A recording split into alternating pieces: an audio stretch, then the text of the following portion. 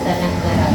Kali ini saya tidak sendiri, saya ditemani oleh Ibu Elharasi Susanti, Guru SDN 11 Tanah Garam. Assalamualaikum Ibu.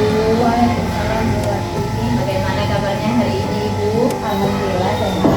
Alhamdulillah kita dalam keadaan sehat ya Bu. Hari ini kita akan mengadakan percakapan pra-observasi kelas ya Bu. Baik Bu Ati. Oke, sebelum nanti saya mengamati proses pembelajaran yang nanti dilakukan di dalam kelas atau sebelum saya melakukan secara basic kelas. Adapun tujuan dilakukannya percakapan observasi ini adalah sebagai persiapan awal sebelum Ibu melakukan pembelajaran dan agar Ibu lebih siap dan percaya diri sehingga nantinya dapat memberikan pembelajaran yang baik. Baik Bu Ati. Di sini saya akan mengajukan beberapa pertanyaan sebelum Ibu Santi melakukan observasi. Kira-kira Ibu bersedia? Bersedia Bu Ati. Yang pertama Bu Santi, nanti dalam pembelajaran nanti apa tujuan pembelajaran yang akan Ibu capai?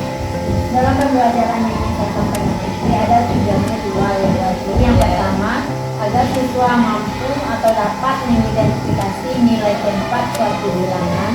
Yang kedua agar siswa mampu menentukan nilai angka suatu bilangan. Oke, berarti tujuan pembelajaran yang Ibu Santi ingin capai nantinya ada dua ya Bu. Iya Bu Ati.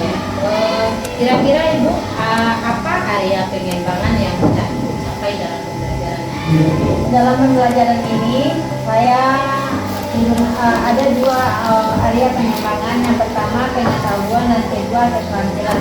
Dari segi pengetahuan di sini saya menginginkan siswa mampu mengidentifikasi nilai tempat suatu bilangan. Yang kedua di segi keterampilan siswa mampu membedakan nilai tempat ratusan, puluhan, dan satuan. Oke, berarti Ibu Santi ingin mengembangkan kemampuan siswa yang seimbang ya Bu.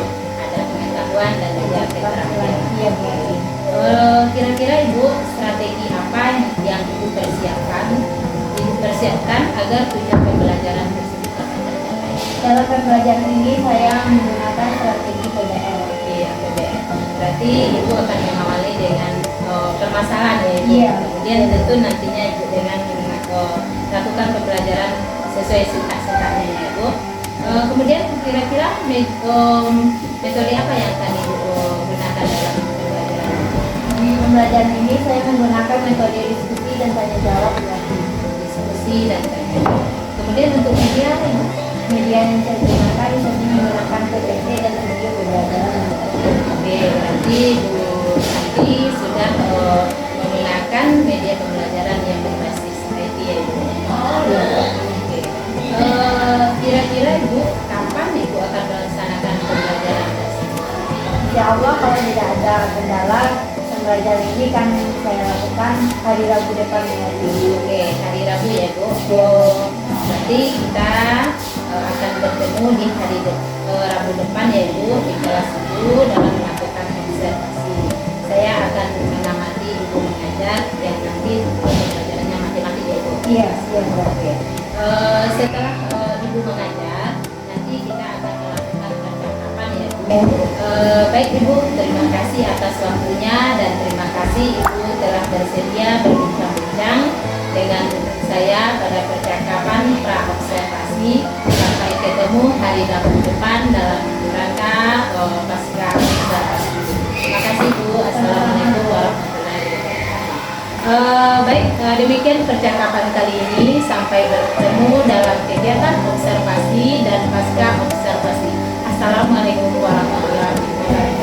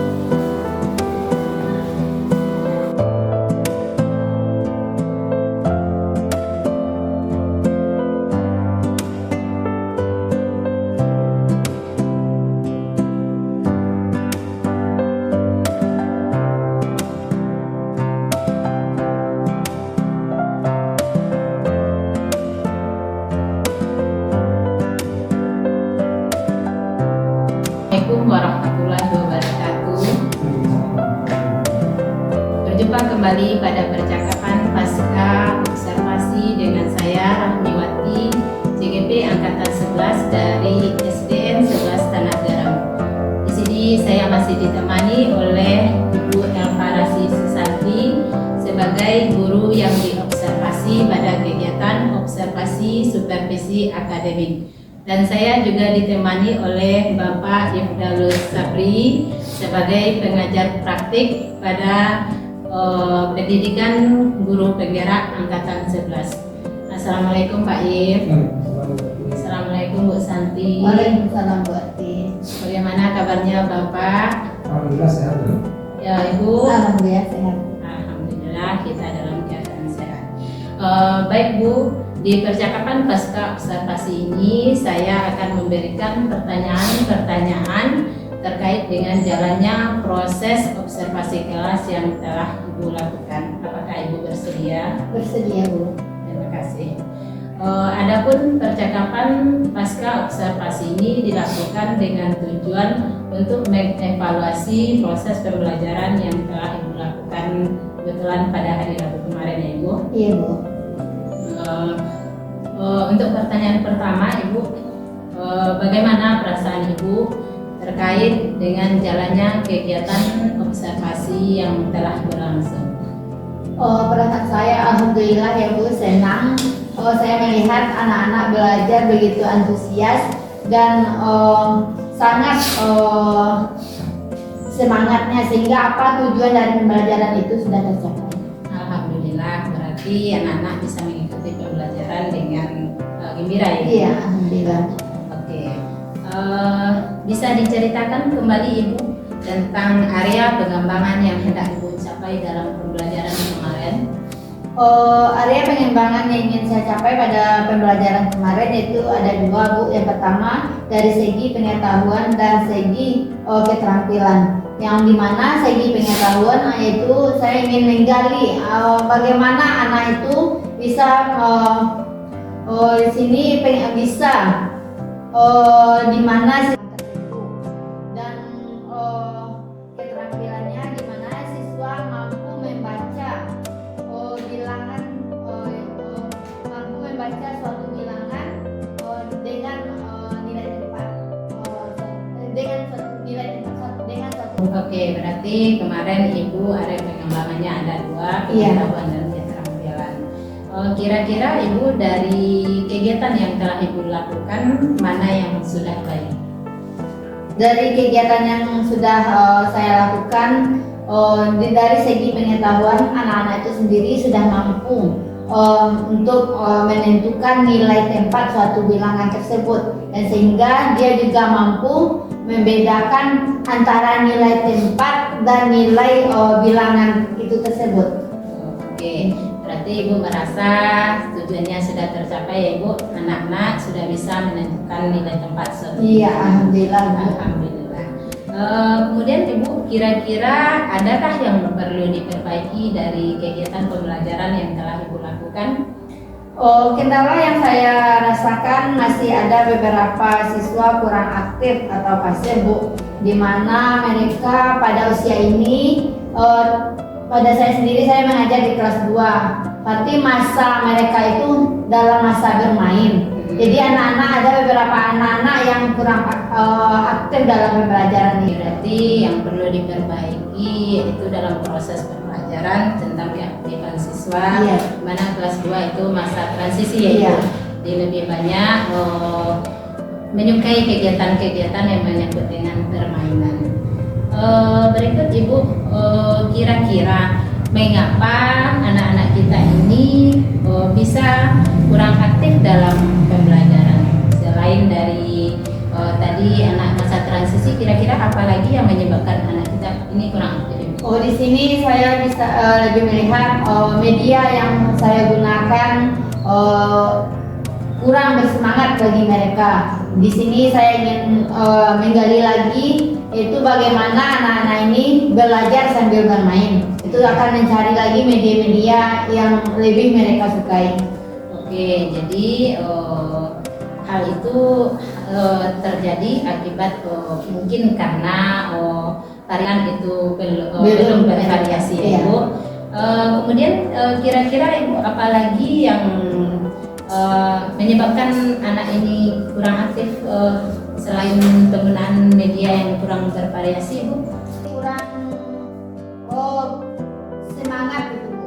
Kurang ini kan saya juga masih masa belajar, Ibu. Jadi untuk kedepannya saya akan perbaiki strategi atau media-media pembelajaran yang lebih mereka sukai. Itu pun bisa saya pelajari melalui PMM atau webinar-webinar yang lainnya. Oke, berarti rencana tindak lanjut yang akan Ibu lakukan agar anak-anak kita ini bisa lebih aktif dalam pembelajaran itu dengan menggunakan media yang bervariasi, kemudian juga mencoba strategi-strategi pembelajaran yang bagus. Kemudian Ibu tadi juga mencoba untuk memperbaharui ilmu dengan mengikuti seminar atau webinar di PMM. Kira-kira Ibu selain dari memperbaiki strategi, kemudian menggunakan media yang bervariasi dan mengikuti pelatihan-pelatihan untuk menambah ilmu, mana yang lebih diprioritaskan untuk terjadinya perubahannya dalam pembelajarannya ini? Yang jelasnya mungkin saya prioritaskan kepada media. Dengan media belajar sambil bermain, anak-anak akan termotivasi dirinya untuk belajar. Karena pada masa mereka kan masa bermain sekarang ini. Jadi saya akan utamakan dulu media yang lebih mereka pahami dan mereka sukai. Oke, berarti Ibu lebih memprioritaskan menggunakan media yang lebih dekat dengan anak, yaitu yang berkaitan dengan media-media yang bisa mengajak anak untuk bermain sambil belajar, ya Ibu. Iya.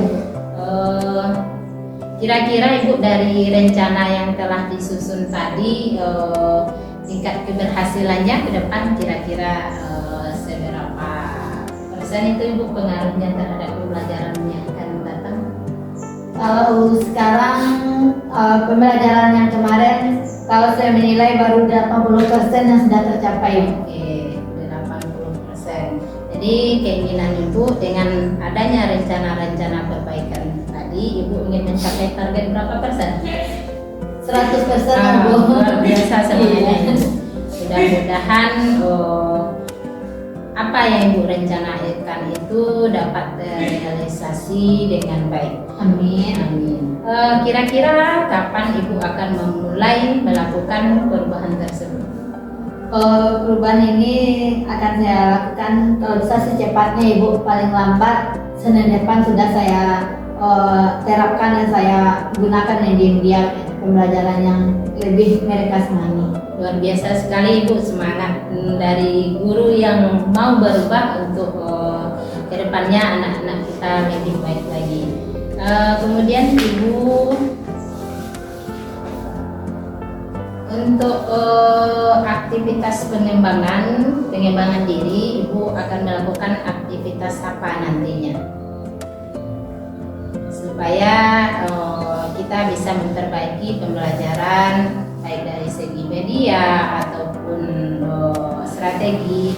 Aktivitas apa yang akan Ibu pilih untuk mengembangkan diri? Di sini saya memilih aktivitas atau strategi PBL. Berarti kalau aktivitas untuk mendapatkan lebih mendalami strategi PBL ini, mungkin bisa Ibu mengikuti aktivitas seperti seminar atau webinar. Iya, seminar atau webinar. Oke, berarti Ibu berniat untuk mengembangkan diri dengan mengikuti seminar dan atau webinar. Oke. Kemudian kira-kira dari Ibu mengikuti seminar atau webinar itu apa tujuan yang hendak capai? Tujuan yang ingin saya capai di sini yaitu agar anak-anak atau siswa saya sendiri termotivasi untuk belajar, sehingga tujuan dari pembelajaran itu sendiri mereka atau sudah tercapai melalui semangat atau termotivasinya mereka untuk belajar. Ya, berarti dari aktivitas seminar atau webinar yang Ibu lakukan, Ibu menginginkan apapun mata pelajarannya Kemudian bagaimana dengan ukuran keberhasilannya Ibu? Dengan menggunakan media baru, saya sendiri berharap pembelajaran ini tercapai 100%. Oke, berarti ukuran keberhasilannya anak-anak bisa aktif semuanya ya Iya. Ibu. Kemudian apa faktor pendukung dalam kegiatan seminar atau webinar yang akan Ibu ikuti? Faktor pendukungnya, Bu? Iya, apakah Ibu membutuhkan dukungan dari kepala sekolah, Iya. dan sejawat? Dari dukungan yang terutama itu kepala sekolah ya, Bu. Iya. Mengizinkan kita untuk mengikuti seminar atau pelatihan-pelatihan lainnya, dan juga tidak lupa dari bantuan teman-teman atau rekan-rekan sesama guru. Oke, berarti adanya motivasi atau kolaborasi dari kepala sekolah dan rekan sejawat Ibu. Kira-kira kapan Ibu memulai mengikuti aktivitas seminar atau webinar ini? Kalau bisa secepatnya, Ibu. Secepatnya, Iya. berarti mungkin terhitung mulai dari November ini ya Ibu. Kemudian selain mengikuti seminar ataupun webinar, kira-kira ada lagi aktivitas pengembangan diri yang akan Ibu lakukan? Itu bisa melalui YouTube pembelajaran. Oke, berarti Ibu belajar mandiri ya Ibu dengan belajar dari YouTube. Kemudian pertanyaan yang sama Ibu, kira-kira tujuan yang hendak dicapai? Itu dengan kita ada pembekalan atau pembelajaran, kita akan mendapatkan strategi pembelajaran yang baru yang mungkin bisa kita terapkan untuk anak kita yang seusia atau semasa anak-anak transisi ini. Oke, berarti Ibu ingin meningkatkan kompetensi diri ya Ibu? Iya. Oke. Kemudian kembali Ibu, ukuran keberhasilan dari Ibu belajar dari YouTube ini kira-kira apa?